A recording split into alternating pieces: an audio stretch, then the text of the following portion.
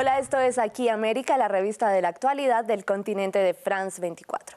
Soy Natalia Cabrera y los invito a este recorrido por las noticias e historias más importantes del continente esta semana. Aunque fue absuelto, el presidente Donald Trump pasa a la historia como el tercer mandatario estadounidense en ser sometido a un juicio político en el Senado. La mayoría republicana que votó en bloque logró que fuera declarado no culpable. Este impeachment tuvo lugar en pleno año electoral.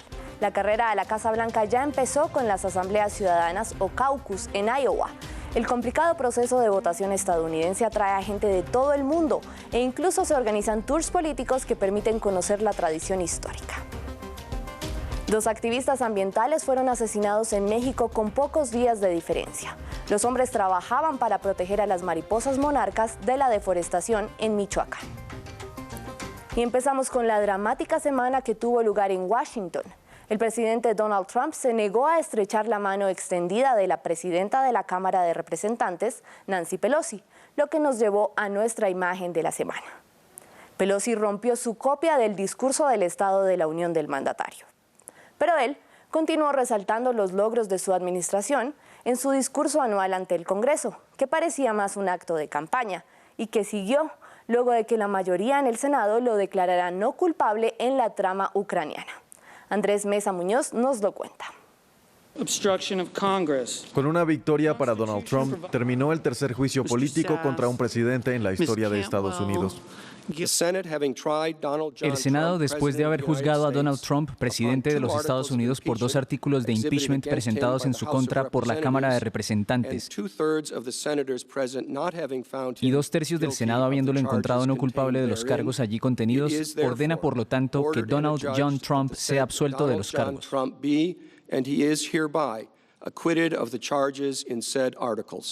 El mandatario era acusado de 2 cargos: abuso de poder por congelar una millonaria ayuda militar a Ucrania a cambio de que este país investigara a su rival político Joe Biden, y obstrucción al Congreso al intentar sabotear una investigación en su contra por este caso. Para que Trump fuera destituido, necesitaba que al menos 67 de los 100 senadores lo consideraran culpable de alguno de los 2 cargos. Pero aprovechando su mayoría, los republicanos votaron por absolverlo. Todos menos uno, Mitt Romney, quien junto a los demócratas fue blanco de las críticas del presidente. Esto es una especie de celebración, porque tenemos algo que simplemente funcionó. Atravesamos el infierno injustamente. No hice nada malo. Siempre he dicho que son políticos pésimos, pero hacen 2 cosas: son viciosos y malvados. Para la presidenta de la Cámara de Representantes, Nancy Pelosi, y una de las promotoras del juicio, Trump socavó la seguridad del país, puso en peligro la integridad de las elecciones y violó la Constitución. No importa lo que diga o los titulares que quiera transmitir, quedaste juzgado para siempre. Nunca te desharás de esa cicatriz. Rezo mucho por él porque está muy alejado de nuestra Constitución, de nuestros valores, de nuestro país. La presidenta de la Cámara Baja también aprovechó para criticar el discurso del Estado de la Unión de Trump, que a su juicio estuvo lleno de falsedades.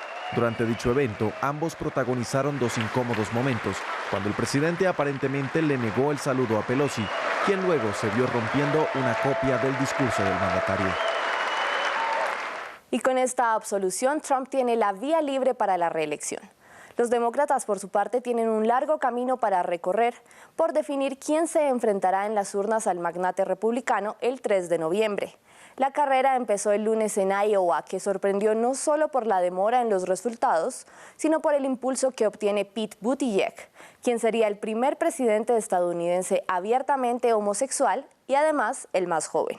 Empató al senador Bernie Sanders, de 78 años.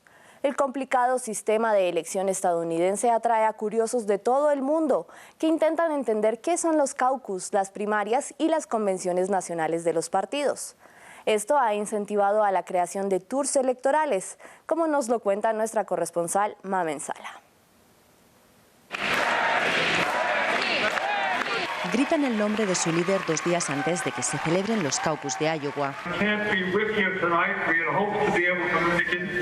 Entre el público está Luis Rubén, un periodista afincado en México y profesor de marketing político.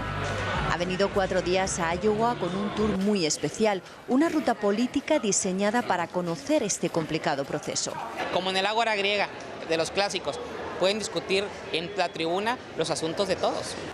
Para él este viaje es una oportunidad única porque ha podido conocer en persona a los candidatos y también a sus votantes. La gente de la clase media con la que fuimos, sobre todo mujeres, no quieren a Trump y ven en la oportunidad de gente como Pete, un outsider de la política, o alguien como Bernie Sanders, como la oportunidad de que no llegue Trump. Luis Rubén consigue grabar con su celular imágenes como esta. Es un mitin del vencedor de los caucus de Iowa, Pete Buttigieg. Le acompañan 40 personas más llegadas de diferentes lugares del mundo, pero todos con un interés común, la política estadounidense. Hello, how are you? Iowa solo representa un 1% de los delegados que elegirán al candidato demócrata el próximo mes de julio, pero al ser uno de los primeros estados en votar, su decisión marca el rumbo de las primarias en Estados Unidos. Por eso los candidatos invierten miles de dólares y mucho esfuerzo en este arranque de primarias, aunque a veces no obtengan el resultado esperado.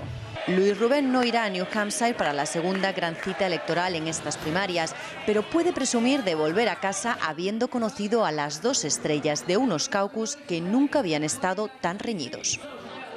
Y también durante el discurso del Estado de la Unión, Donald Trump recibió como invitado a Juan Guaidó y además lo invitó a la Casa Blanca, donde se reunió con él en privado y, según informó la Oficina Oval, discutieron una solución democrática para Venezuela. Por su parte, el canciller ruso Sergei Lavrov visitó México y también Caracas. Desde Ciudad de México, junto al canciller Marcelo Ebrard, dio un espaldarazo a la soberanía de Venezuela. Y vamos a México, donde 2 activistas ambientales fueron hallados sin vida esta semana. Los 2 hombres hacían campañas para proteger a la mariposa monarca de la deforestación. Las muertes estarían ligadas a organizaciones criminales de cultivos de aguacate. Su cuerpo fue encontrado en un estanque cerca de la reserva forestal de la montaña que él protegió durante mucho tiempo. Homero Gómez González dirigió el santuario El Rosario, clasificado por la UNESCO, hogar de millones de mariposas monarca. Se sintió obligado a actuar después de que los números de esta especie cayeran dramáticamente y pasó la última década trabajando como conservacionista. Todo el pueblo estamos muy sentidos de lo que le pasó, pero esperemos que la gente que nos visita aquí a nuestro santuario, que aquí se sientan seguros porque él fue un accidente lo que a él le pasó. Las circunstancias que rodean su muerte sugieren que no lo fue. Las autoridades dicen que Gómez González murió ahogado, pero su cuerpo fue encontrado en el fondo del estanque con una herida en la cabeza.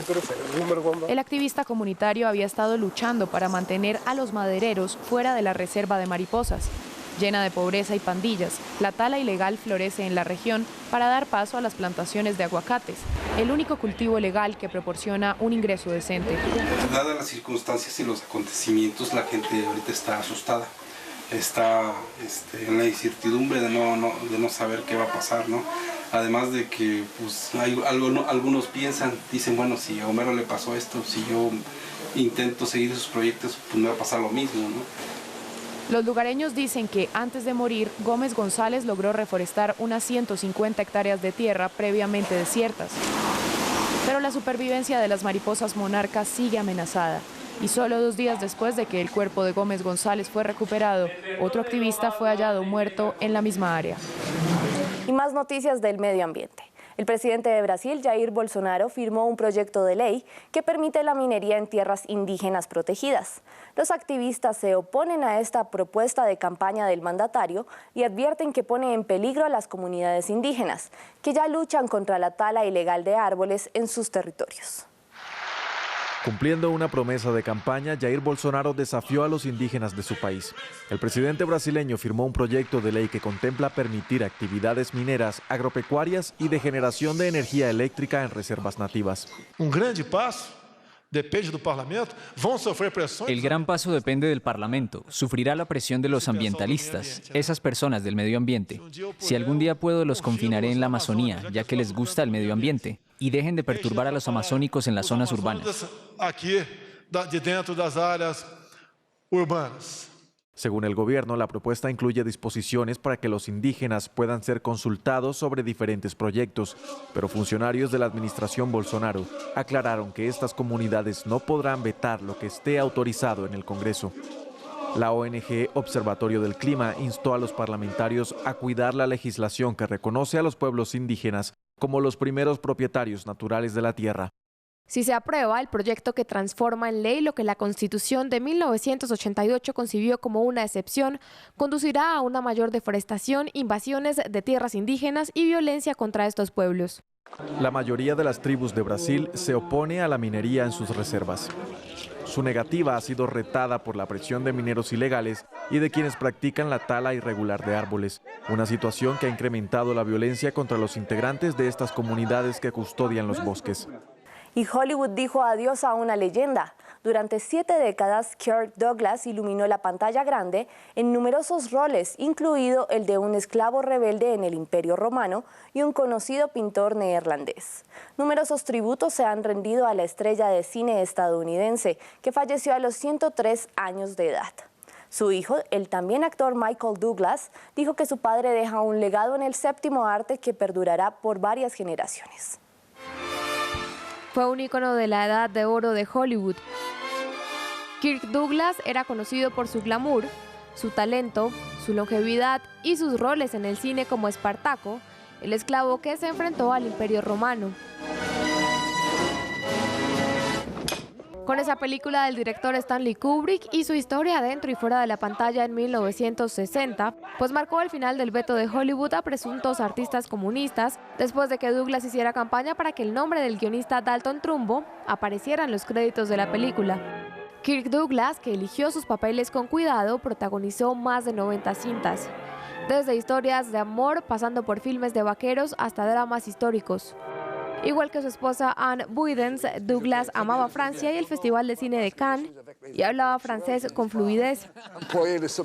Le problème pour les acteurs, surtout s'ils deviennent une star, c'est qu'ils doivent savoir toujours qui ils sont. Moi, je suis le fils de chiffonnier. A lo largo de su carrera, Douglas fue nominado varias veces para los premios de la Academia, pero nunca ganó.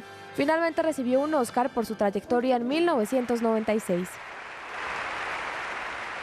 Pasó sus últimas décadas de vida viajando y trabajando para su organización filantrópica. Un actor legendario, un hombre de corazón y de convicción. Y me despido en Los Ángeles, donde se inauguró un museo interactivo dedicado a la princesa del pop Britney Spears, llamado The Sun. En este espacio interactivo puedes realmente entrar en canciones como Toxic o el clásico Baby One More Time. Pero no es barato, las entradas van desde los $60 en adelante. Gracias por acompañarme en esta emisión de Aquí América. Recuerden que pueden seguirme en redes sociales y en nuestra página web hay más noticias de las Américas y del mundo.